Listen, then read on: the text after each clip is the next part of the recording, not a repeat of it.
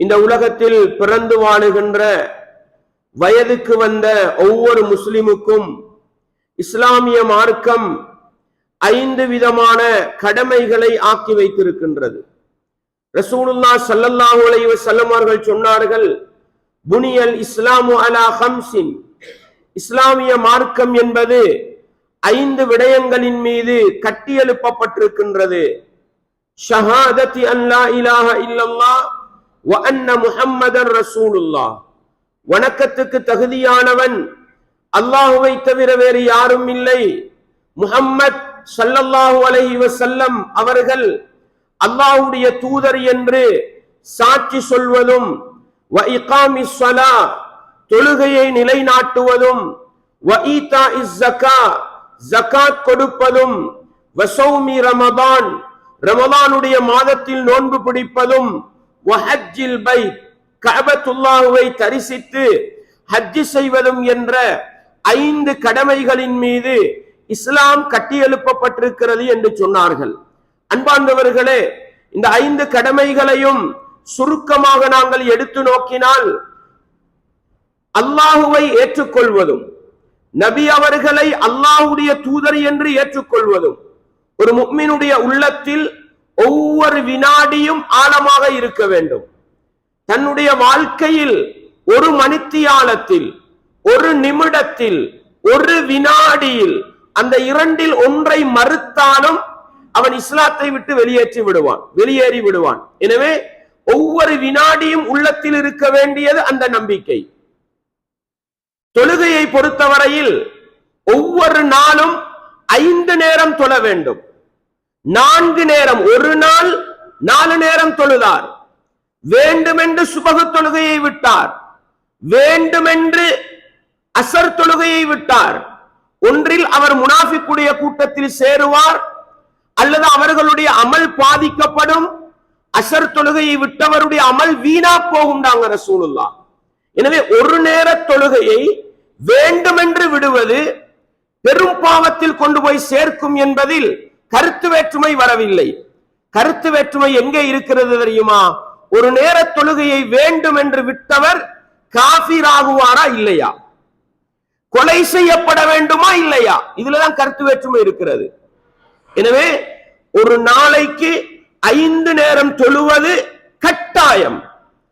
வேண்டுமென்று ஒரு நேர தொழுகையை தொழுவது எங்களை பெரும் பாவம் செய்தவர் என்ற குற்றத்தில் கொண்டு போய் சேர்க்கும். அதை தாண்டி கொலை செய்யப்பட வேண்டுமா இல்லையா, அதிலே ஆழமான கருத்து வேற்றுமை இருக்கிறது. அதிகமான அறிஞர்கள் ஒரு நேர தொழுகையை வேண்டும் என்று விட்டால் அடுத்த நேர தொழுகை வரும் பொழுது அவருக்கு போய் சொல்லணும், தொழுங்க என்று சொல்லணும். தொழ முடியலண்டா, தொழவில்லை என்றால் அடுத்த வக்து நுழைகிற பொழுது கொலை செய்யப்பட வேண்டும். இந்த அளவுக்கு பாரதூரமானது.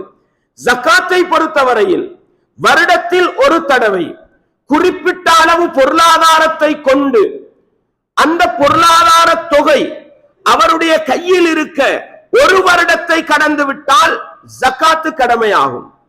நோன்பை பொறுத்தவரையில் அது ரமலானுடைய மாதத்தில் கடமையாகும். ஹஜ்ஜை பொறுத்தவரையில் மக்கமா நகருக்கு சென்று வரக்கூடிய பொருளாதாரத்தையும் உடல் ஆரோக்கியத்தையும் ஒரு பெண்மணியை பொறுத்தவரையில் தனக்கு துணை இருக்கக்கூடிய ஒரு ஆண் துணையையும் பெற்றுக்கொண்டால் வாழ்க்கையில் ஒரு தடவை. இதுதான் 5 கடமை. ஆனா 5ஐயும் கடமை என்று ஒவ்வொரு வினாடியும் உள்ளத்தில் ஏற்றுக்கொள்ள வேண்டும், அது தனி. இன்றைக்கு நாங்கள் பார்க்கவிருப்பது இஸ்லாத்தின் 5 கடமைகளுள் 3வது கடமையான அந்த ஜகாத் எப்பொழுது கடமையாகும், யாருக்கு கடமையாகும், அதை எப்படி நிறைவேற்ற வேண்டும். அன்பார்ந்தவர்களே, இது விரிவான ஒரு பாடம். பொருளாதாரத்தை மேற்கொள்ளுகின்ற ஒவ்வொருவரும், பொருளாதார வசதியுள்ள ஒவ்வொரு முஃமினும் ஜகாத்தை பற்றி கட்டாயம் படித்து அறிந்து தெரிந்து வைத்திருக்க வேண்டும். ஏன்? அப்பொழுதுதான் சரியாக ஜகாத்தை நிறைவேற்றலாம். ஒரு இஸ்லாமிய கவர்மெண்ட் இருந்தால், ஒரு இஸ்லாமிய ஆட்சி இருந்தால், நாங்கள் கணக்கு பார்க்காவிட்டாலும், நாங்கள் நிறைவேற்றாவிட்டாலும், அல் ஆமிலூன அலைஹா என்று இஸ்லாமிய கவர்மெண்ட்ல ஒரு நிர்வாகம் இருக்கும். அவர்களுடைய பணி என்னண்டா, வருடம் முழுக்க அவர்களுடைய பணி இந்த நாட்டுல, இந்த ஊர்ல, இந்த பிரதேசத்துல, இந்த கிராமத்துல இன்றைக்கு யாருக்கு ஜக்காத்து கடமையாகும், நாளைக்கு யாருக்கு ஜக்காத்து கடமையாகும்? ஒவ்வொருவருடைய பொருளாதாரமும் இஸ்லாமிய பொருளாதார அமைச்சுக்கு கீழான இருக்கும். அதை பார்த்து அவங்க வீட்டு வாசல்ல நின்று கணக்கு பார்த்து எடுத்துட்டு போயிருவாங்க. விவசாயம் செய்கிறோம், நாங்க கணக்கு பார்க்க தேவையில்லை. அந்த கூட்டத்தவர்கள் வந்து நிப்பாங்க, உங்களுக்கிட்ட இவ்வளவுதான் அறுவடை வந்ததுண்டா ஜக்காத்து கடமைண்டா அவங்க எடுத்துட்டு போயிருவாங்க. இஸ்லாமிய கவர்மெண்ட் இருந்தால் ஜக்காத்தை நடைமுறைப்படுத்துவது லேசி. ஆனா இன்றைக்கு நாங்களே எங்களுடைய ஜக்காத்தை கணக்கு பார்க்க வேண்டி இருப்பதனால, தகுதியானவர்களை தேடி கொடுக்க வேண்டிய கட்டாயம் இருப்பதனால, ஜக்காத்தை பற்றிய ஒரு அறிவும் தெளிவும் பொருளாதாரத்தை தேடுகின்ற ஒவ்வொருவருக்கும் இருக்க வேண்டும் என்பதை சுருக்கமாக விளங்குவதோடு, ஒரு மிம்பர் மேடையிலே இருந்து கொண்டு ஒரு ஹுத்பாவிலே அதை தெளிவுபடுத்த முடியாது. எனவே தேடி படிக்கின்ற நிலைமை வர வேண்டும். அடுத்தது, ஜக்காத்தை பொறுத்தவரையில் பெரும்பாலும் இலங்கை மட்டத்திலே ஜக்காத் என்று பேசுவது ரமலானுடைய மாதத்திலே தான். ரமலானுக்கும் ஜக்காத்துக்கும் ஏதாவது சம்பந்தம் இருக்கிறதா என்று கேட்டால் கடுகளவும் சம்பந்தம் கிடையாது. கடுகளவும் சம்பந்தம் கிடையாது. ஜக்காத் என்பது ஒவ்வொரு மனிதனுக்கும் ஒவ்வொரு நேரத்தில் கடமையாகும். உதாரணத்துக்கு, எனக்கு ஷஅபானுடைய மாதத்தில் ஜக்காத்துக்குரிய தொகை வந்து சேருகிறது. 10.5 பவுன் என்று சொல்லுவோம் நாங்க. இன்றைக்கு கிட்டத்தட்ட 25-30 லட்சம் வைங்க. 10.5 பவுனுடைய பொறுமதி 30 லட்சம் எனக்கிட்ட வருது. ஷஅபானுடைய 15வது பிறையில் எனக்கு எப்ப தெரியுமா ஜக்காத்து கடமை? என்னுடைய கையில் அந்த தொகை இருக்க ஒரு வருடம் பூர்த்தியாவினால் ஷஅபான் 15ல தான் எனக்கு ஜக்காத்து கடமை. நீங்க ஒரு பிசினஸ் ஆரம்பிக்கிறீங்க, 10 லட்சத்தை போட்டு ஆரம்பிச்சீங்க, அதுதான் உங்களோட முதல். இந்த முதல் வளர்ந்து வளர்ந்து வளர்ந்து ரபியுல் அவ்வல் 20வது பிறையில உங்களுக்கிட்ட 10.5 பவுனுடைய பெறுமதி வருது, 30 லட்சம் தாண்டுது. அந்த டேட்டை நீங்க எழுதி வைக்கணும். நீங்கள் அடுத்த வருடம் ரபியுல் அவ்வல் 20வது பிறை வருகிற பொழுது அந்த நீங்க கணக்கு பார்க்கணும், உங்களோட கடையில முதல் எவ்வளவு இருக்கு. அதே 25 லட்சம் இருந்தா 30 லட்சம் இருந்தா நீங்க ஜக்காத்து கொடுக்கணும். எனவே ஜக்காத் என்பது ஒவ்வொருவருக்கும் நிசாபுடைய எல்லை வருகின்ற அந்த தினத்திலிருந்து ஒரு வருடம் கடக்கிற பொழுது ஜக்காத்து கடமையாகுமே அல்லாமல் இது நோன்புல பார்த்து கொடுக்கிற கடமை அல்ல. எனவே இந்த ஒரு அடிப்படையையும் ஜக்காத்தை பேசுகிற பொழுதோ நானும் நீங்களும் விளங்கிக் கொள்ள வேண்டும். இந்த அடிப்படையை பேசுவதுதான் இன்றைய குத்பாவுடைய நோக்கம். இதை சரியாக செய்ய வேண்டும். தொழுகையின் விடயத்தில் கவனம் செலுத்துகிறோம், நோன்பின் விடயத்தில் கவனம் செலுத்துகிறோம். அந்த கவனம் எதில இல்ல? ஜக்காத்துல இல்ல. எனவே சகோதரர்களே, ஜக்காத்தையும் குர்ஆன் சுன்னா சொன்ன பிரகாரம் நிறைவேற்றுகின்ற ஒரு இஸ்லாமிய சமூகமாக நாங்கள் மாற வேண்டும். அன்பாண்டவர்களே, இந்த ஜக்காத்து கடமை எப்படி கடமையாக்கப்பட்டது? ஹுத் மின் அம்வாலிஹிம் ஸதகத்தன், நபிகளாரை விழித்து அல்லாஹ் சொல்லுகின்றான், ஹுத் மின் அம்வாலிஹிம், நபியே அவர்களுடைய பொருளாதாரங்களில் இருந்து, சொத்து செல்வங்களில் இருந்து சதகத்தன். இந்த இடத்துல சதக்கத்துன்றது ஜக்காத்தை குறிக்கும். சதக்காவை எடுங்கள், கடமையான சதக்காவை தர்மத்தை எடுங்கள்.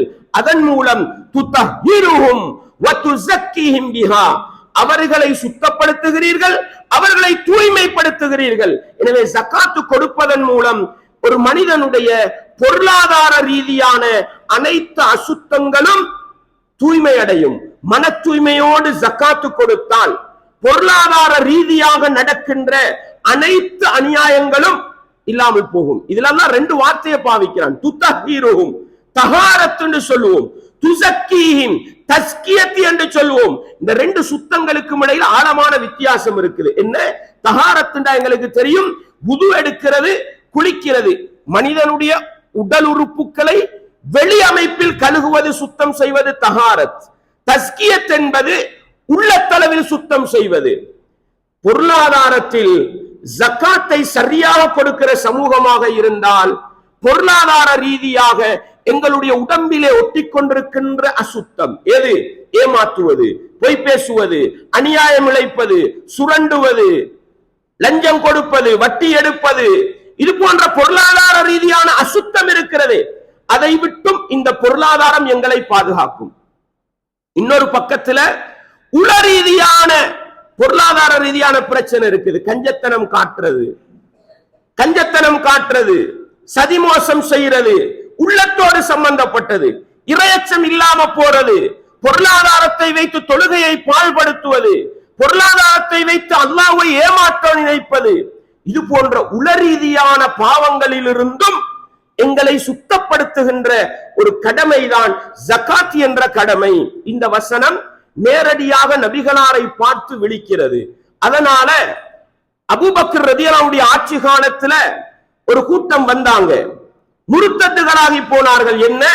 நபிகளாரை விழித்துத்தான் நபியே நீங்கள் ஜகாத் எடுங்கள் என்று அல்லாஹ் சொல்கிறான். நபிகளாருடைய மரணத்துக்கு பின்னால் ஜகாத்து கடமை இல்லை என்று ஒரு கூட்டம் வாதிட்டார்கள். அபூபக்கர் ரலியல்லாஹு அன்ஹு ஆட்சி பீடம் ஏறி முதல் நடவடிக்கை அந்த முர்த்தத்துகளோடு யுத்தம் செய்வதுதான். அதை நீங்கள் புகாரியிலே பல இடங்களில் பார்க்கலாம். 7284வது இலக்க செய்தியாக பார்க்கலாம். ஏன்? ரசூலுல்லாஹ் சொன்னாங்க, உமிர்து அன் உகாத்திலன் நாஸ, மக்களோடு நான் யுத்தம் செய்யுமாறு ஏவப்பட்டிருக்கின்றேன். ஹத்தா யகூலு லா இலாஹ இல்லல்லாஹ், லா இலாஹ இல்லல்லாஹ் என்று சொல்லும் வரையில். யார் லா இலாஹ இல்லல்லாஹ் என்று சொல்லிவிட்டு தொழுகின்றாரோ, ஜகாத்து கொடுக்கின்றாரோ, அவர் தன்னிடத்தில் இருந்து தன்னுடைய பொருளாதாரத்தையும் தன்னுடைய இரத்தத்தையும் பாதுகாத்துக் கொண்டார் என்று ரசூலுல்லாஹ் சொன்னாங்க. எனவே அல்லாஹ்வை ரப்பாக ஏற்றுக்கொண்ட ஒருவர் தொழ வேண்டும், அடுத்தது ஜகாத்து கொடுக்க வேண்டும். ஜகாத்தை மறுத்தால் அவருக்கு எதிராக யுத்தம் செய்வது இஸ்லாமிய அரசாங்கத்துக்கு கடமை என்பதை அபூபக்கர் ரலியல்லாஹு அவர்கள் உமர் ரலியல்லாஹு அவர்களுக்கு தெளிவுபடுத்தி யுத்தம் மேற்கொண்டார்கள் என்று பார்க்கிறோம். எனவே ஜகாத்து கடமை இல்லை என்று ஒருவர் மறுத்தால் அவர் முர்த்தத்தாகி விடுவார் என்பதில் கருத்து வேற்றுமை இல்லை என்கிற அளவுக்கு இஜ்மாவான ஒரு மஸ்அலா என்பதை நானும் நீங்களும் ஒருபோதும் மறந்துவிடக் கூடாது. அன்பாண்டவர்களே, ரசூலுல்லாஹ் ஸல்லல்லாஹு அலைஹி வஸல்லம் அவர்கள் முஆத் ரலியல்லாஹு அன்ஹு அவர்களை யமனுக்கு ஒரு அழைப்பாளராக, ஒரு தாயியாக அனுப்பிய நேரம் என்ன பொறுப்பு கொடுத்தார்கள்? அவர்களை அல்லாஹ்வை வணங்குவதன் பக்கம் அழையுங்கள், என்னை அல்லாஹ்வுடைய தூதர் என்று ஏற்றுக்கொள்வதன் பக்கம் அழையுங்கள். அந்த யமனில் இருக்கக்கூடிய மக்கள் கிறிஸ்தவர்கள் உங்களுக்கு அதற்கு கட்டுப்பட்டால் அவர்களுக்கு சொல்லிக் கொடுங்கள், ஒவ்வொரு நாளும் 5 நேர தொழுகை அவர்களுக்கு கடமையாகும். அதற்கும் அவர்கள் கட்டுப்பட்டால், எதற்கு? ஒவ்வொரு நாளும் 5 நேரம் தொழுவோம் என்று அவர்கள் கட்டுப்பட்டால் அவர்களுக்கு சொல்லிக் கொடுங்கள், அன்னல்லாஹ கத் ஃபதரத அலைஹிம் ஸதகத்தன் ஃபீ அம்வாலிஹிம், அவர்களுடைய பொருளாதாரங்களில் இருந்து, சொத்து செல்வங்களில் இருந்து ஜகாத்தை வெளியேற்றுவது கட்டாயம் என்று அவர்களுக்கு சொல்லிக் கொடுங்கள். அது என்ன, எப்படி நிறைவேற்றப்படும்? துഖது மின் அக்னியாஹிம் வ துரத்து அலா ஃபுகராஹிம், முஸ்லிம்களில் இருக்கின்ற செல்வந்தர்களுடைய சொத்திலிருந்து ஜகாத்து எடுக்கப்பட்டு ஏழை எளியவர்களுக்கு அது பகிர்ந்தளிக்கப்படும் என்கிற கடமையை அவர்களுக்கு உணர்த்துங்கள் என்று இந்த 3 கடமையையும் சொல்லி முஆத் ரலியல்லாஹு அன்ஹு அவர்களை யமனுக்கு அனுப்பி வைத்தார்கள் என்ற பலமான ஹதீஸை நாங்கள் புகாரியிலே 1395வது இலக்கம் இன்னும் பல இடங்களிலும் நாங்கள் பார்க்கிறோம். எனவே ஜகாத் என்பது இஸ்லாமிய உம்மத்தின் மீது கடமையாக இருக்கிறது. அதை மறுக்கின்ற ஒருவர் முர்த்தத்தாகி விடுவார் என்பதை நானும் நீங்களும் மறந்துவிடக் கூடாது. கடமை என்று ஏற்றுக்கொண்ட ஒருவர் ஜகாத்தை நிறைவேற்றவில்லை என்றால் அவர் இஸ்லாத்தின் பார்வையில் பெரும் பாவியாக கணிக்கப்படுவார். பெரும் பாவியாக கணிக்கப்படுவார். மறுமையில அல்லாஹ் மன்னித்தால் சுவர்க்கம் போகலாம், அல்லாஹ் நினைத்தால் நரகத்தில் போட்டு தண்டிக்கலாம். நரகம் செல்வது ஒரு பக்கம், ஜகாத்தை சரியாக நிறைவேற்றவில்லை என்றால் நரகத்துக்கு போறதுக்கு முன்னால மஹ்ஷர் மைதானத்துல மனிதர்கள் எல்லாம் ஒன்று சேர்த்திருக்கும் பொழுது தண்டிக்கப்படுகின்ற மனிதர்களுள் ஜகாத்தை நிறைவேற்றாத மனிதர்கள் மிக முக்கியமானவர்கள் என்பதை பொருளாதாரத்தை வைத்துக் கொண்டு ஜகாத்தை சரியாக நிறைவேற்றாத ஒவ்வொரு முஸ்லிம்களும் உள்ளத்தில் நிறுத்த வேண்டும். என்ன? அல்லாஹ் விரும்பினால் நரகத்தில் போடலாம், விரும்பினால் சுவர்க்கத்தில் போடலாம், அது வேறு. மஹ்ஷர் மைதானத்திலே சுவர்க்கவாதி நரகவாதி என்று தீர்ப்பளிக்கப்படுவதற்கு முன்னால் மஹ்ஷர் மைதானத்திலே தண்டிக்கப்படுகின்ற அளவுக்கு மிகப்பெரிய ஒரு குற்றம் ஜகாத்தை சரியாக நிறைவேற்றாமல் இருப்பது. அல்லாஹ் அல் குர்ஆனிலே சொல்வதையும் அல்லாஹ்வுடைய தூதர் ஹதீஸிலே சொன்னதையும் பாருங்கள். முஸ்லிமிலே வரக்கூடிய ஹதீஸ், ரசூலுல்லாஹ் சொன்னாங்க, மாமின் ذهبின் மாமின் சாஹிபி ذهبின் வலா ஃபில்லா, தங்கம் வெள்ளியை வைத்திருக்கின்ற ஒரு மனிதர் லா யுஅத்தி மின்ஹா ஹக்கஹா, அதற்குரிய கடமையை ஜகாத்தை நிறைவேற்றவில்லை என்றால் இல்லா இதா கான யௌமல் கியாமா, கியாமத் நாளையில் அல்லாஹ் என்ன செய்வான்? சுஃபிஹத் லஹு ஸஃபாயிஹ மின் நார், அந்த தங்கம் வெள்ளிகளை எல்லாம் நரக நெருப்பினால் உருக்கப்பட்டதாக அதை அல்லாஹ் எடுத்து நரக நெருப்பை என்ன செய்வான்? ஃபஉஹ்மிய அலைஹா ஃபீ நாரி ஜஹன்னம், அந்த தங்கம் வெள்ளியின் மீது நரக நெருப்பால் சூடேற்றுவான். ஃபயுக்வா பிஹா ஜன்புஹு வஜபீனுஹு வதஹ்ருஹு, அவருடைய நெற்றி பகுதி, அவருடைய விலா பகுதி, அவருடைய முதுகு பகுதியிலே அந்த சூடேற்றப்பட்ட தங்க வெள்ளியினால் ஒத்தனம் கொடுக்கப்படும் என்று சொன்னார்கள். குல்லமா பரதத், ஒத்தனம் கொடுக்க கொடுக்க சூடு குறையும் அல்லவா, சூடு குறையும் பொழுதெல்லாம் மீண்டும் சூடேற்றப்பட்டு இப்படியே தண்டிக்கப்படுவார். இது நரக தண்டனை அல்ல. 50,000 வருடங்களுக்கு சமனான மறுமை நாளையில் நடக்கக்கூடிய தண்டனை. எதுவரைக்கும் இந்த தண்டனை தெரியுமா? ஹத்தா யுக்தா பைனல் இபாத், அடியார்களுக்கு மத்தியில் சுவர்க்கவாதி நரகவாதி என்று தீர்ப்பளிக்கப்படும் வரையில் இந்த தண்டனை அவருக்கு கொடுக்கப்படும். அதன் பிறகு ஃபயரா சபீலஹு, சுவர்க்கவாதி என்றா இம்மா இலல் ஜன்னா, சுவர்க்கம் நுழைவார், வ இம்மா இலன் நார், அல்லது நரகம் நுழைவார் என்றாங்க. எனவே தங்கம் வெள்ளியை வைத்துக் கொண்டு சேமித்து வைத்துக் கொண்டு ஜகாத்தை சரியாக கொடுக்காதவர்களுக்கு மஹ்ஷர் மைதானத்துல நரக தண்டனை அல்ல, நரக நெருப்பினால் சூடேற்றப்பட்ட தங்கம் வெள்ளியினால் உத்தனம் கொடுத்து தண்டிக்கப்படுவார் என்ற எச்சரிக்கை செய்ய மறந்துவிடக் கூடாது. கீழ யா ரசூலல்லாஹ் ஃபல் இபில், ஒட்டகத்தை வைத்திருப்பவருக்கு என்ன சட்டம் என்று கேட்டாங்க. அல்லாஹ்வுடைய தூதர் சொன்னார்கள், ஒட்டகத்தை வைத்திருக்கின்ற ஒருவர் அதற்குரிய ஜகாத்தை நிறைவேற்றவில்லை என்றால் மறுமை நாளையில் மஹ்ஷர் மைதானத்தில் மிக திறந்த ஒரு வெளியிலே, பரந்த ஒரு பூமியிலே அந்த மனிதர் தூக்கி எறியப்படுவார். தூக்கி எறியப்பட்டு அவர் உலகத்தில் அவர் வளர்த்த எல்லா ஒட்டகங்களும் ஒரு ஓடருக்கு லைன்ல அப்படியே வரும். வந்து அவரை மிதித்து மிதித்து சவட்டும் உண்டாங்க. வந்து ஓடர் அப்படியே முடிஞ்சா திருப்பி என்ன செய்யும்? ஆரம்பத்திலிருந்து வந்து இப்படியே மிதித்து அவரை கொடுமைப்படுத்தும். எதுவரைக்கும்? அடியார்களுக்கு இடையில் சுவர்க்கவாதி நரகவாதி என்று தீர்ப்பளிக்கப்படும் வரையில். திருப்பி கேட்டார்கள் நபித்தோழர்கள், சஹாபாக்கள் நபிகளாரை பார்த்து, ஆடு வைத்திருப்பவருடைய நிலை என்ன, மாடு வைத்திருப்பவருடைய நிலை என்ன? அன்பாண்டவர்களே, ஒட்டகம் ஜகாத்து கடமையானது, மாடு வளர்ப்பவர்களுக்கு ஜகாத்து கடமை இருக்கிறது, ஆடு வளர்ப்பவர்களுக்கு ஜகாத்து கடமை இருக்கிறது. ஆனால் ஒவ்வொன்றுக்கும் தனி நிபந்தனை இருக்கிறது, நிசாபுடைய எல்லை இருக்கிறது, அதை தனியே படிக்க வேண்டும். அன்பாண்டவர்களே, இஸ்லாமிய உறவுகளே, ஆடு வளர்க்கிறவர் ஜகாத்து கொடுக்கலண்டா 40 ஆடு இயல்பான உணவை பொருளாதாரம் செலவழிக்காமல் மேய்ப்பு நிலங்களில் சாப்பிட்டு வளரக்கூடிய ஆடுகளாக இருந்தால், மாடுகளாக இருந்தால் 40 ஆடு இருந்தா ஜகாத்து கடமை, 30 மாடு இருந்தா ஜகாத்து கடமை, 5 ஒட்டகம் இருந்தா ஜகாத்து கடமை. ஆடு இருந்தும் ஜகாத்து நிறைவேற்றவில்லை என்றால், மாடு இருந்தும் ஜகாத்து நிறைவேற்றவில்லை என்றால் அவரை அல்லாஹ் அதே போன்று திறந்த வெளியிலே போடுவான். அவர் வளர்த்த ஆடுகள் எல்லாம் வரும், அவரை மிதித்து மிதித்து சவட்டும் என்றார்கள். வந்த ஓடர்ல ஆடுகள் முடிஞ்சா திருப்பியும் ஆரம்பத்திலிருந்து வரும், குட்டி ஆடுகளும் வரும் என்றார்கள். ஆடு மாடு ஒட்டகம் இதனுடைய கால் எங்கட விரல்ல பட்டா தாங்கலுமா? அதனுடைய மிதி பட்டா எவ்வளவு வருத்தம் தெரியுமா? அன்பாண்டவர்களே, இஸ்லாமிய உறவுகளே, இதெல்லாம் மஹ்ஷர் மைதானத்தில் கொடுமைப்படுத்தப்படுகிற காட்சி என்று அல்லாஹ்வுடைய தூதர் சொன்னார்கள். குதிரை மிகப்பெரிய சொத்தாக இருந்தாலும் ஜகாத்து இல்லை என்றார்கள்.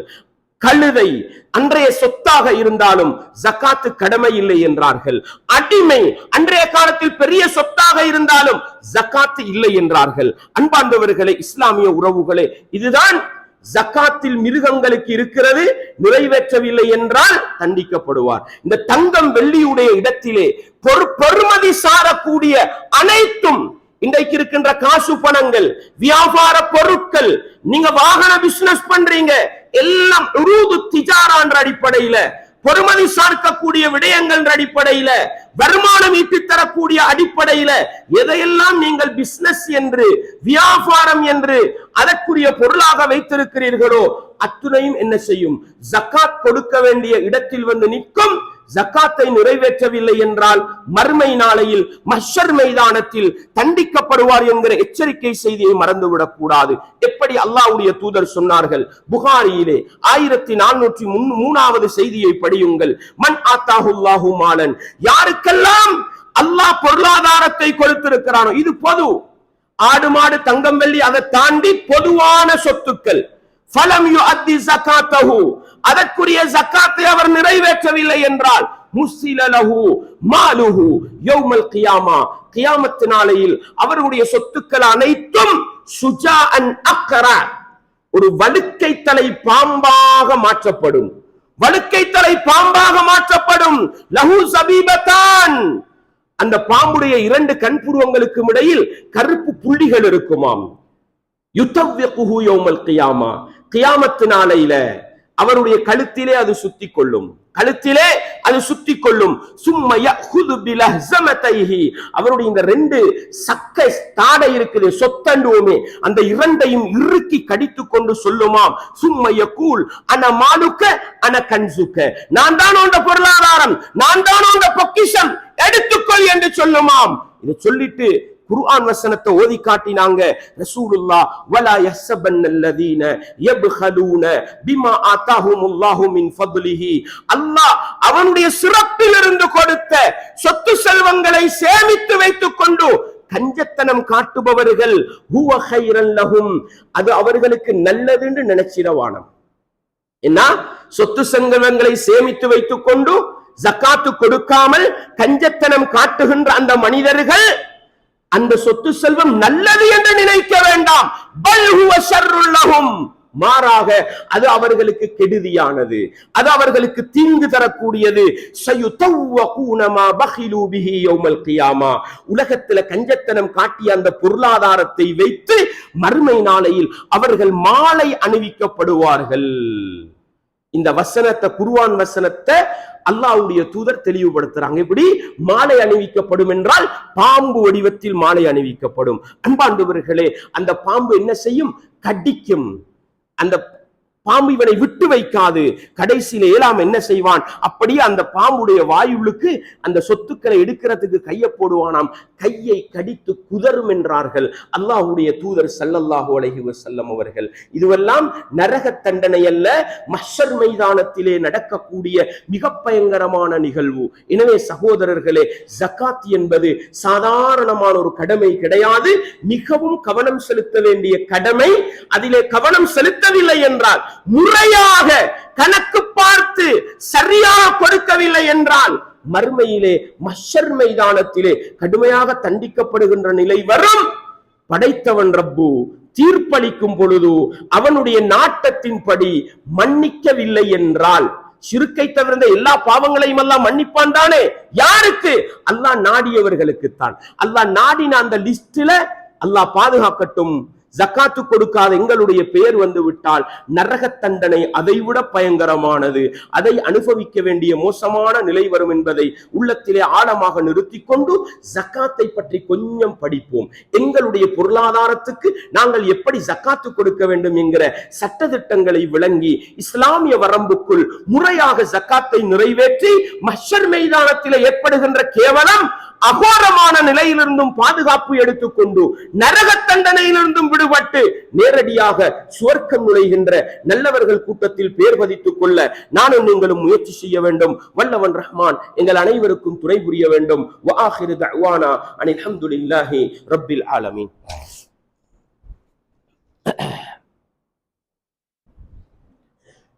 அல்ஹம்துலில்லாஹ் வஸ்ஸலாத்து வஸ்ஸலாமு அலா ரசூலில்லாஹ் வ அலா ஆலி ஹிஸ்பில்லாஹ் அம்மா பஅத். அன்பார்ந்த இஸ்லாமிய சகோதரர்களே, அல்லாஹுவின் நல்லடியார்களே, ஜகாத் என்பது இஸ்லாத்தின் ஐம்பெரும் கடமைகளுள் மிக பிரதானமான மூன்றாவது கடமை என்பதை பார்த்தோம். அந்த கடமையை படிக்க வேண்டும், விளங்க வேண்டும், முறையாக செய்ய வேண்டும். தவறினால் மஹ்ஷர் மைதானத்திலும் தண்டிக்கப்படுவார். அல்லாஹ்வுடைய மன்னிப்பு கிடைக்கவில்லை என்றால் நரகத்தின் கொடுமையான தண்டனைக்கு ஆளாக்கப்படுகிற நிலை வரும் என்கிற செய்தியை நாங்கள் பார்த்தோம். அன்பார்ந்தவர்களே, இந்த ஜகாத்து எதிலே கடமையாகும்? ஏற்கனவே நாங்கள் பார்த்தோம். தங்கம் வெள்ளி சேமிப்புக்காக வைத்திருந்தால், நன்றாக விளங்குங்கள், தங்கம் வெள்ளி சேமிப்புக்காக வைத்திருந்தால் அதிலே ஜகாத்து கடமை என்பதில் கருத்து வேற்றுமை இல்லை. வல்லதீன யக்னிசூன الذهب والفضة, யாரெல்லாம் தங்கத்தையும் வெள்ளியையும் சேமித்து வைத்திருக்கின்றார்களோ அவர்கள் அதற்குரிய ஜகாத்தை கொடுக்கவில்லை என்றால் மறுமை நாளையில் அவர்களுக்கு அந்த நரக நெருப்பினால் சூடேற்றப்பட்டு ஒத்தனம் கொடுக்கப்படும் என்கிற செய்தியை நாங்கள் பார்க்கிறோம். அந்த அடிப்படையில் கருத்து வேற்றுமை இல்லாதது எது? தங்கம் வெள்ளி சேமிப்புக்காக வைத்திருந்தால். அதே போன்றுதான் பூமியிலிருந்து வரக்கூடிய விவசாய பொருட்கள் இருக்குது. விவசாய பொருட்கள் இந்த மாங்காய் மாதிரி தேங்காய் மாதிரி சாமான் அல்ல, அதெல்லாம் பிசினஸ் பொருள், வியாபார பொருட்கள் வரும். விவசாய பொருட்கள் இருக்குது. எது? விவசாய பொருட்கள் அரிசி மாதிரி, கோதுமை மாதிரி, பார்லி மாதிரி விவசாயம் செய்யக்கூடிய சீசன் பார்த்து விவசாயம் பண்ணுவாங்க, அது போன்றவைகள். அதே போன்று உருது திஜாரா, எதுவெல்லாம் நாங்கள் பிசினஸ் செய்கிறோமோ, உடுப்பு பிசினஸா, வாகன பிசினஸா, தங்கம் வெள்ளி பிசினஸா, காணி பூமி வாங்கி விற்கிறோமா, எல்லாம். நீங்க ஒரு வீட்டை வாங்கி போடுறீங்க, விலை வந்தா விற்போம்.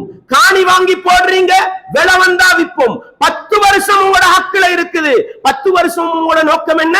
விலை வந்தா விற்போம். பிசினஸ் உங்களோட பேசிக் சொத்திலே அது கணக்கு பார்க்கப்பட வேண்டும். அன்பார்ந்தவர்களே, எதுவாக இருக்கலாம், பிசினஸுக்கு வியாபாரத்துக்கு நீங்க வாங்கக்கூடிய அனைத்தும், உங்களோட கடையில் இருக்கக்கூடிய அரிசி, சீனி, கோதுமையில இருந்து அனைத்தும் என்ன செய்யப்பட வேண்டும்? கணக்கு பார்க்கப்பட வேண்டும். அதே போன்றுதான் பூமியிலிருந்து கிடைக்கக்கூடிய கனிய வளங்கள் இருக்குது. எது மாதிரி? புதையல் மாதிரி ஒன்று கிடைத்து விட்டது என்றால் புதையலுக்கும் ஜகாத்து கடமை இருக்கிறது. அதற்கு தனி எவ்வளவு கிடைச்சால் கொடுக்க வேண்டும், அதுவும் தனியே பேசப்பட்டிருக்கிறது.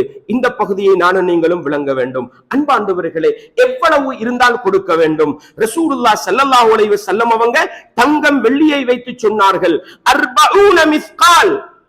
வெள்ளியாக இருந்தால், தங்கமாக இருந்தால் 20 மிஸ்கால், 20 மிஸ்கால் என்றார்கள். வெள்ளியாக இருந்தால் 40 மிஸ்கால், 40 மிஸ்கால் என்றார்கள்.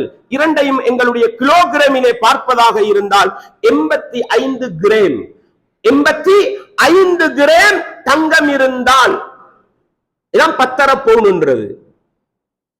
8 கிராம்ன்றது ஒரு பவுன் தானே. 85 கிராம் இருந்தால் அவருக்கு ஜகாத்து கடமை. இதுதான் சல்லிக்கு வரும், வியாபார பொருட்களுக்கு வரும். இதுதான் அளவாக வரும்.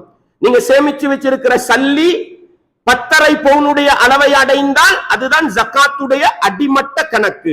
வெள்ளியை வைத்து பார்ப்பதாக இருந்தால் கிராம்ல 595 கிராம், 595 கிராம் வெள்ளி இருந்தால் அவருக்கு பேசிக் ஜகாத்து கடமையாகும்.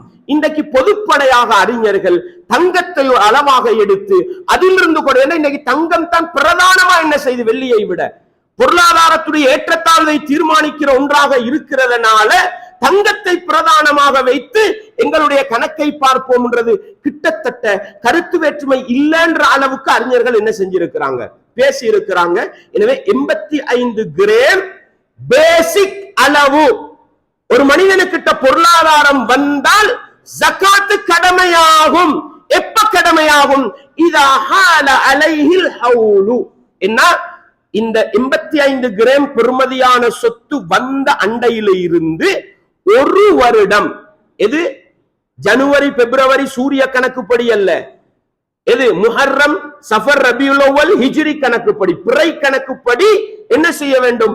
ஒரு வருடம் பூர்த்தியாவினால் பூர்த்தியாகிற அண்டுதான் அவருக்கு ஜக்காத்து கடமையாகும். விளங்குதா உங்களுக்கு? வந்த உடனே கடமை அல்ல, வந்ததிலிருந்து சரியா ஒரு வருடம் பூர்த்தியாகிற அண்டு ஜக்காத்து கடமையாகும். எனவே பொருளாதாரத்தை எப்ப நீங்க ஆரம்பிக்கிறீங்களோ, எப்ப உங்களுக்கு 85 கிராம் பொறுமதி 10 போன்ற பொறுமதி சொத்து வருதோ அன்றைக்கு நீங்க டேட் எழுதணும். அந்த அண்டிலிருந்து ஒரு வருஷம் முடிஞ்சு நீங்க பார்க்கணும் உங்கள்கிட்ட இருந்துச்சு. ஆனா அந்த டேட்ல பார்க்கும் பொழுது 7 கிராம் தான் நீக்குது, 7 கிராம் பொறுமதி தான் நீக்குது, ஜக்காத்து கடமை இல்ல. 10 கிராம் ஆவிக்கு 15 கிராம் ஆவிக்கு நீங்க A to Z எல்லாத்துக்கும் கணக்கு பார்த்து, வளர்ந்ததுக்கு அல்ல, A to Z எல்லாத்துக்கும் கணக்கு பார்த்து கொடுக்க வேண்டும். இப்படி ஒவ்வொரு வருடமும் கொடுக்க வேண்டும். சில பேர் கேட்பாங்க, எப்படி ஹசரத் வளர்ந்ததுக்கு கொடுக்கணுமா அல்லது எல்லாத்துக்கும் கொடுக்கணுமா? இது ஒரு கேள்வியே அல்ல, எல்லாத்துக்கும் கொடுக்கணும். ஏன்? அந்த ஒரு வருட கெப்புளுக்கு நீங்கள் எவ்வளவு சம்பாதித்திருப்பீர்கள், எவ்வளவு செலவழித்திருப்பீர்கள். சில நேரம் உங்களுக்கு முஹர்ரம் ஃபெஸ்ட் மாதம் வைங்க, கடைசி மாதம் துல்ஹிஜ்ஜா, இந்த 12 மாசத்துக்கு இடையில ரபியுல் அவ்வல் ரபியுல் ஆகிர் நடுவுல இருக்கிற 2 மாசம், இதுல உங்களுக்கு ஒரு வருமானம் வரும். 1 கோடி வந்துச்சுன்னு வைங்க, 10 கோடி உங்களுக்கு லாபம் வந்துச்சு. கணக்கு பார்க்கும் பொழுது உங்கள்ட்ட 10 கோடி இல்ல, நீங்க ஜக்காத்து கொடுக்கல, கவலைப்பட தேவையில்லை. நீங்க வருட முடிவுல இருக்கிறதுக்கு கணக்கு பார்த்து கொடுத்தா உங்கள்ட்ட வந்துட்டு போனது எல்லாத்துக்கும் சேர்த்து அது ஜக்காத்தா மஞ்சிரும். விளங்கிச்சா உங்களுக்கு? ஏன்னா இடையில வருட நடுவுல நாங்க எவ்வளவோ பொருளாதாரத்தை தேடுவோம், எவ்வளவோ செலவழிப்போம், இதுக்கெல்லாம் சேர்த்தித்தான் A to Z கூட்டி கழிச்சு எல்லாத்துக்கும் என்ன செய்யணும்? ஜக்காத்து கொடுக்க வேண்டும். அதே போன்றுதான் உங்களுக்கிட்ட ஒரு கடை இருக்குது, உங்களுக்கிட்ட ஒரு நகைக்கடை இருக்குது, உங்கள்கிட்ட ஒரு வாகன சேல் இருக்குது, மூணு இடத்துல பிரிஞ்சு இருக்குது. ஆனா 3 உங்களோட சொத்து தான். உங்களோட வீட்டுல உங்களுக்கு சேமிப்பு தங்கம் இருக்குது, பிசினஸுக்கு எடுத்த தங்கம் இருக்குது, இது வேறையா இருக்குது. இதெல்லாம் பிரிச்சு பார்க்கிறதான்னு கேட்டா பிரிச்சு பார்க்கிறது அல்ல. உங்களுடைய ஹக்கில் இருக்கக்கூடிய அனைத்து சொத்துக்களும் உங்களுடைய ஹக்காக பார்க்கப்படும். பிரிச்சு பார்த்தா சில நேரம் ஜக்காத்து கடமைக்காது. ஒரு பொட்டி கடை போட்டிருப்பீங்க, அதுல 5 லட்சத்திர முதல் இருக்கும். இன்னொரு கடை திறந்து வச்சிருப்பீங்க, அதுல ஒரு 3 லட்சத்திர சாமான் இருக்கும். இன்னொருத்தருக்கு ஒரு 5 லட்சத்தை கொடுத்து வச்சிருப்பீங்க பிசினஸுக்கு. தனிய பார்த்தா 5 லட்சம் பார்த்தா ஜக்காத்து கடமை இல்ல. இருக்கிற எல்லா சொத்தையும் சேர்த்து பார்த்தால் என்ன செய்யும்? 25 லட்சத்தை தாண்டும் என்றால் அனைத்தையும் உங்களுடைய பொறுப்பில் இருக்கிற அனைத்து சொத்தும் சேர்த்து பார்க்கப்பட வேண்டும். நீங்க ஒருவருக்கு 1 கோடி கடன் கொடுத்திருக்கலாம், 10 லட்சம் கடன் கொடுத்திருக்கலாம், அதை விட்டுட்டு பார்க்கறல்ல, அதை சேர்த்துத்தான் பார்க்க வேண்டும். எனவே உங்களுடைய பொறுப்பில் இருக்கின்ற, உங்களுடைய கணக்கில் இருக்கின்ற அனைத்துக்கும் அக்கவுண்ட்ல சல்லிய வச்சிருப்பீங்க, அதை விட்டுட்டு பார்க்கறல்ல. எல்லாம் உங்களோட கடையுள்ளுக்குள்ள முதலுடன், உங்களோட வியாபார பொருட்களுடன், உங்களுடைய சொத்துக்களுடன் அனைத்து சொத்தும் சேர்த்து பார்க்கப்பட வேண்டும், பிரித்து பார்க்கப்படுவதல்ல. அதே போன்று 2 பேருடைய சொத்து ஒன்றாக சேர்க்கப்படுவதும் இல்லை. கணவன் மனைவியாக வாழுகிறோம், கணவன் மனைவிக்கு ஒரு 10 பவுன் தங்கம் ஈக்கி, உங்கள்கிட்ட ஒரு 20 பவுன் தங்கம் இருக்குது, 2யும் சேர்த்தால் ஜக்காத்து கடமையாகலாம். பிரிச்சு பார்த்தா ஜக்காத்து கடமை ஆவாது. சேர்த்து பார்க்கிறதா பிரிச்சு பார்க்கிறதா? நல்லா விளங்குங்க. மனைவிட சொத்துக்கு மனைவி ஜக்காத்து கொடுக்க வேண்டும், கணவனுடைய சொத்துக்கு கணவன் ஜக்காத்து கொடுக்க வேண்டும். இந்த 2யும் சேர்த்து பார்க்கிறது இல்ல. விளங்குதா உங்களுக்கு? சில பேர் நினைச்சுக்கிட்டு இருக்கிறாங்க மனைவிட சொத்துக்கு கணவன் ஜக்காத்து கொடுக்கணும். இல்ல, மனைவிட கடமை அது, மனைவிட கடமை.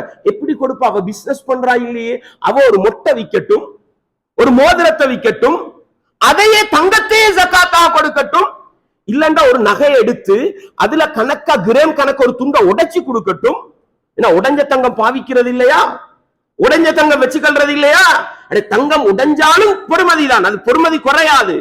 எனவே அன்பாண்டவர்களே, மனைவிட சொத்துக்கு மனைவி ஜக்காத்து பார்க்கணும், கணவனுடைய சொத்துக்கு கணவன் ஜக்காத்து பார்க்க வேண்டும்.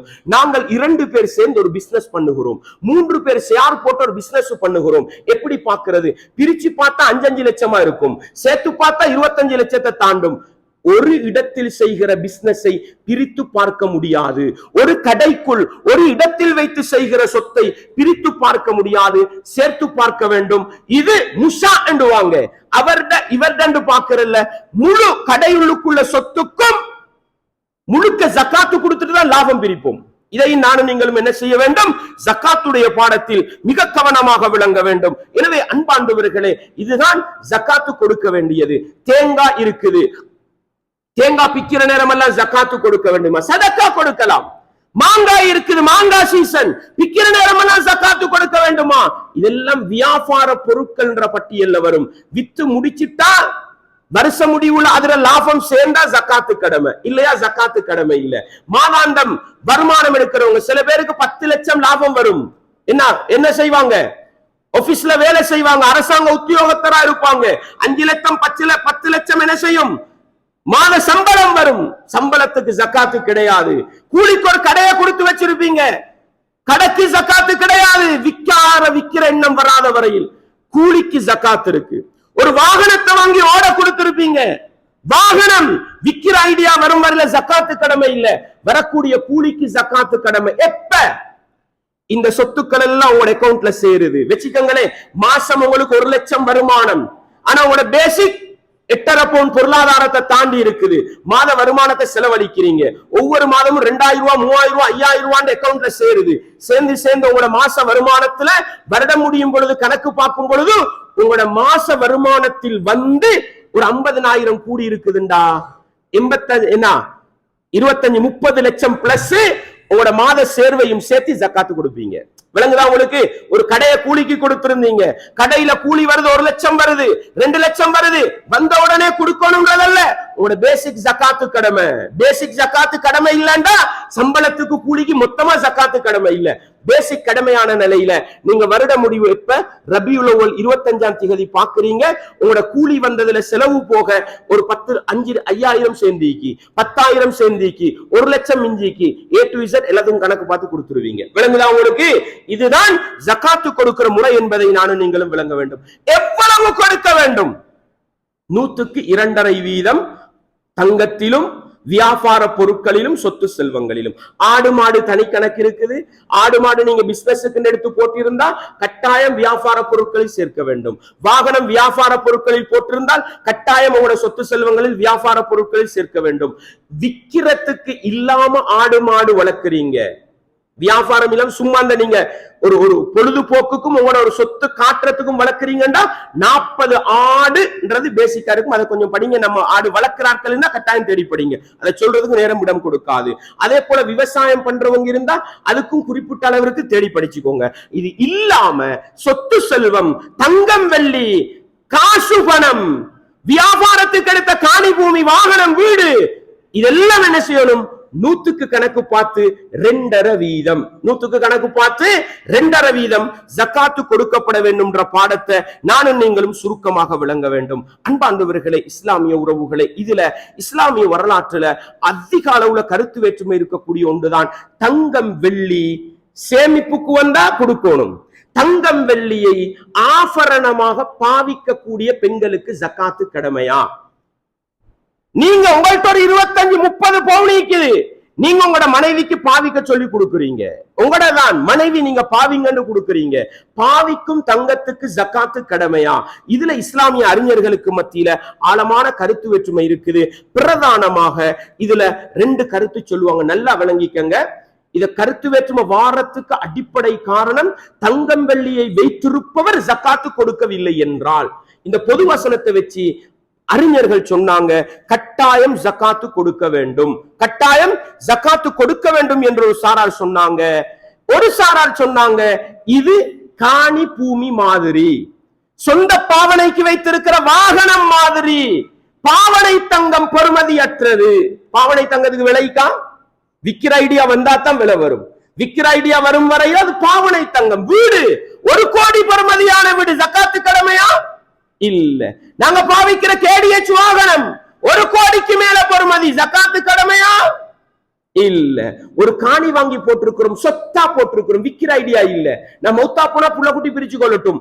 காணிட பெறுமதி 1 ஏக்கர் 10 கோடி பெறுமதி வச்சுக்கோங்க, ஜக்காத்து கடமையா? இல்ல. அன்பார்ந்தவர்களே, அறிஞர்களில் பெரும்பான்மையானவங்க சொன்னாங்க, சஹாபாக்களில் அதிகமானவங்க சொன்னாங்க லா தஜிபு ஃபீஹி ஸகாத்து, பாவனைக்கு வைத்திருக்கக்கூடிய தங்கத்தில் ஜக்காத்து கடமை இல்லை. குறிப்பாக இப்னு உமர் ரலியல்லாஹு அன்ஹு, ஜாபிர் ரலியல்லாஹு அன்ஹு, அனஸ், ஆயிஷா ரலியல்லாஹு அன்ஹா, அஸ்மா ரலியல்லாஹு அன்ஹா, இது போன்றவர்கள். அதே போன்று மாலிக் இமாம், அஹ்மத் இப்னு ஹம்பல் இமாம், ஷாஃபி இமாமுடைய 2 கருத்துக்களில் ஒரு கருத்து, அதுதான் மதுஹபுல பலமான கருத்தும், ஜக்காத்து கடமை இல்லை என்றார்கள். எதுக்கு? பாவனை தங்கத்துக்கு. இஸ்லாமிய வரலாற்றிலே வந்த இஸ்ஹாக் பின் ராகவைஹி, அபு உபைத், அபு சௌர், ஷாபி போன்ற ஹதீஸ் கலை அறிஞர்களும் ஜகாத்து கடமை இல்லை, இதுதான் பெரும்பான்மை அறிஞர்களுடைய நிலைப்பாடாக இருக்கிறது. இரண்டாவது கருத்து, தஜிபு ஃபீஹி ஜகாத்து இதா பலக நிசாப, பாவனை தங்கம் நிசாபுடைய எல்லை எது? 85 கிராம் உடைய எல்லை, 10 பவுண்ட் அதுக்கு மேல வச்சிருந்தா ஜகாத்து கடமைண்டாங்க. இதையும் ஒரு சில அறிஞர்கள் சொன்னாங்க. சஹாபாக்கள் உமர் ரலியல்லாஹு அன்ஹு, இப்னு மஸ்ஊத், இப்னு அப்பாஸ், அப்துல்லா இப்னு அம்ர் இப்னு ஆஸ் போன்ற நபித்தோழர்கள், தாபியீன்கள் சயீத் இப்னு ஜுபைர், அத்தா, முஜாஹித், இப்னு சீரின், ஜுஹ்ரி போன்றவங்க இது கடமைண்டாங்க. இதுல எங்கள் ஹனஃபி மதுஹபுக்காரவங்க கடமைண்டாங்க. இதுல குர்ஆனுக்கும் ஹதீஸுக்கும் மிக நெருக்கமா போறது எது என்று நாங்க பார்ப்போம்னு சொன்னா, அன்பார்ந்தவர்களே, இதுல மிக தெளிவாக விளங்கக்கூடிய ஒரு பகுதி நல்லா விளங்கிக்கங்க. நான் ஆரம்பத்துல சொன்னேன், பெருமதி சேர்க்கக்கூடிய வீடு. நீங்க வாழ்ற வீட்டோட பெருமதி என்ன? நீங்க பாவிக்கிற தங்கத்துல 2 மடங்கிக்கும் 3 மடங்கிக்கும் வீட்டுக்கு ஜகாத்து கடமையா? உங்களோட மனைவி பாவிக்கிற தங்கத்தை விட நீங்க பாவிக்கிற வாகனத்திட விலை டபுள் மடங்காய்க்கும், ஜகாத்து கடமையா? இல்ல. எனவே பாவனை தங்கம் வரும் பொழுது அது பாவனைக்குரியது, பெருமதி சேர்க்கக்கூடியது அல்ல. எனவே அதுக்கு ஜகாத்து கடமை இல்லை என்பதுதான் அல்லாஹு அலம் தேடி பார்த்த வகையில விளங்குறது. ஏண்டா ஒரு ஹதீஸ் உங்களுக்கு நான் சொல்றேன் பாருங்க. நான் ஏற்கனவே உங்களுக்கு சொன்னேன், ரசூலுல்லாஹ் ஸல்லல்லாஹு அலைஹி வஸல்லம் அவர்களிடத்துல ஆட்டை பத்தி கேட்ட நேரம், மாட்டை பத்தி கேட்ட நேரம், ஒட்டகத்தை பத்தி கேட்ட நேரம் ஜகாத்து கடமைன்னு சொன்ன ரசூலுல்லாஹ், குதிரை அன்றைய காலத்தில் இருந்த பெருமதியான சொத்து, ஒட்டகத்தை விட பெருமதி, அடிமை பெருமதியான சொத்து, கழுதை ஒரு வாகனம் மாதிரி. அன்றைக்கு ரசூலுல்லாஹ்ட்ட கேட்டாங்க, இதுக்கெல்லாம் ஜகாத்து கடமையான்னு கேட்கும் பொழுது அல்லாஹ்வுடைய தூதர் ஸல்லல்லாஹு அலைஹி வஸல்லம் அவர்கள் சொன்னார்கள், அதுக்கெல்லாம் ஜகாத்து கடமை இல்லை என்றார்கள். இதுக்கெல்லாம் ஜகாத்து கடமை இல்லை என்றார்கள். எனவே பாவனைக்கு உள்ளது நாங்க பாவிக்கிறது, அதுக்கு ஜகாத்து கடமை இல்லைன்ற பக்கம் பெருமதியாக இருந்தாலும் ஜகாத்து கடமை இல்லைன்றது விளங்குது. இதுல ஒரு சில அறிஞர்கள், அதிலும் குறிப்பாக சமகாலத்துல வந்த குர்ஆன் சுன்னாவை பேசக்கூடிய அறிஞர்கள் சொன்னாங்க, இந்த 2 மஸ்அலாவையும் ஆய்வு பண்ணி பார்த்துட்டு பாவனை தங்கமாக இருந்தால் பேணுதலுக்காக ஒரு தடவை கொடுத்துருங்கண்டாங்க, பேணுதலுக்காக ஒரு தடவை கொடுத்துருங்கண்டாங்க. அல்லாஹு அலம், இது இன்றைக்கு நேத்து வந்த கருத்து வேற்றுமை அல்ல. இருக்கிற ஒன்றை இல்லைன்னு பேச ரெடியாக கூடாது, இருக்கிற ஒன்றை இருக்குதுன்னு பேசணும். ஏன் நாங்க அறிஞர்களோட பேரை சொல்றோம்? அன்பார்ந்தவர்களே, 1400 வருஷத்துக்கு பின்னால இன்றைக்கு வந்து மார்க்கம் பேசுற எங்களை விட மன தூய்மையோடு, இஹ்லாஸோடு, குர்ஆன் சுன்னாவுக்கு பொருளாதாரத்தை எதிர்பார்க்காம, உலக சொகுசை எதிர்பார்க்காம மிகப்பெரிய தியாகம் பண்ணி குர்ஆன் சுன்னாவை தெளிவுபடுத்தினவங்க அந்த அறிஞர்கள் மிகப்பெரிய தியாகம் செஞ்சிருக்கிறாங்க. எனவே அவர்களுடைய கூற்றுக்களை எடுத்து சொல்வதுதான் மன தூய்மையான நல்ல அறிஞர்களுடைய பழக்கம் என்ற அடிப்படையில எங்களை விட குர்ஆன் சுன்னாவுக்கும் வஹீக்கும் நெருக்கமான அந்த உத்தமர்கள் கருத்து வேற்றுமைகள் பட்டார்கள் என்றால் எங்களால் அந்த கருத்து வேற்றுமையை முடிவுக்கு கொண்டு வர இயலாது. எனவே அந்த அறிஞர்கள்ல ஷாஃபி இமாம் கிட்ட கேட்கப்பட்டுச்சு, 2 நபித்தோழர்கள் கருத்து வேற்றுமை பட்டா எதை எடுக்கணும்னு கேட்ட நேரம் அவங்க சொன்னாங்க, எந்த நபித்தோழருடைய கூற்று குர்ஆன் சுன்னாவுக்கு நெருக்கமாக இருக்குதோ அதை எடுங்கண்டாங்க. எனவே அந்த அடிப்படையில சொல்றோம், இந்த மஸ்அலால ஹதீஸுக்கு நெருக்கமா போறது எது? ஒட்ட குதிரை பெருமதியான சொத்து, அதே போல கழுதை பெருமதியான சொத்து, அடிமை பெருமதியான சொத்து. ஆனா இதெல்லாம் பாவனைக்கு வைத்துக் கொண்டிருந்ததுனால எங்கட வீடு, எங்கட வாகனம், நாங்க விக்கிற ஐடியா இல்லாம சேமிப்புக்காக வாங்கி போட்ட சொத்து, இதுக்கெல்லாம் ஜகாத்து கடமை இல்லைன்னும் பொழுது பாவனை தங்கத்துக்கு ஜகாத்து கடமைன்றது என்ன செஞ்சிரும்? ஒரு அநியாயம் மாதிரி விளங்கும்ன்ற அடிப்படையில அதுதான் பொருத்தமான ஒன்றாக விளங்குது. அல்லாஹு ஆலம் கருத்து வேற்றுமை இருக்குது. உங்களுக்கு ஆதாரத்தின் அடிப்படையில் ஒன்று பலமாவினா அல்ஹம்துலில்லாஹ், நான் அந்த அறிஞரை பின்பற்றேன், இந்த அறிஞர் சொல்வதை கேட்பேன், வழிகட்டு போயிடாதீங்க. எனக்கு இந்த ஹதீஸ் ஆதாரம் தெளிவா விளங்குது, நான் செய்கிறேன், அல்ஹம்துலில்லாஹ். அல்லாஹ் தவறு விட்டால் மன்னிக்க போதுமானவன், ஒரு நன்மையை தருவான். சரியான முடிவாக இருந்தால் 2 கூலி தர போதுமானவன் என்பதை குர்ஆன் சுன்னா அடிப்படையில் வந்த கருத்து வேற்றுமைகளில் நானும் நீங்களும் புரிந்து கொண்டு ஜகாத்துடைய கடமையை முறையாக நிறைவேற்றுவோம். இன்னும் பல பகுதிகள் இருக்குது, மிம்பர் மேடையில பேச பேச இடம் கொடுக்காது. யாருக்கு கொடுக்கணும்ன்றது தனி ஒரு பகுதி. அதை சொன்னா இன்னும் ஒரு அரை மணி தியாலம் என்ன செஞ்சிடும், எடுத்துரும். அதனால கொஞ்சம் தேடி படிங்க. சுருக்கமா சொல்றேன், தகுதியான ஆட்களை தேடி ஜக்காத்தை கொடுங்க. தகுதியான ஆட்களை தேடி ஜக்காத்து கொடுங்க. வருமானமே இல்லாதவர், வீட்டில் முடமாக படுத்திருக்கிறார், புற்றுயிராக இருக்கிறார், வருமானத்துக்கு வழி இல்லை, ஒரு விதவை, விதவை ஜக்காத் லிஸ்ட்ல வர மாட்டாங்க. அவருக்கு செலவழிக்க யாரும் இல்ல, ஃபகீர். விளங்குதா? ஃபகீர் லிஸ்ட், வருமானம் இல்லாதவர். வருட கணக்கு பாருங்க, உங்களுக்கு வருஷத்துக்கு இவ்வளவு செலவு போகுமா, இந்தாங்க என்ன ஜக்காத் பணம் முடிஞ்சு. மிஸ்கின், வருமானம் வருது, ஆனா மாசம் முடிய போல ஒரு தொகை கடன்ல விழுவுது. இந்த 60,000 70,000 80,000 மாச செலவு போற இடத்துல அவருக்கு என்ன சம்பளம் 30,000. என்ன செய்யலும்? அப்ப 15-20,000 துண்டு விழும்.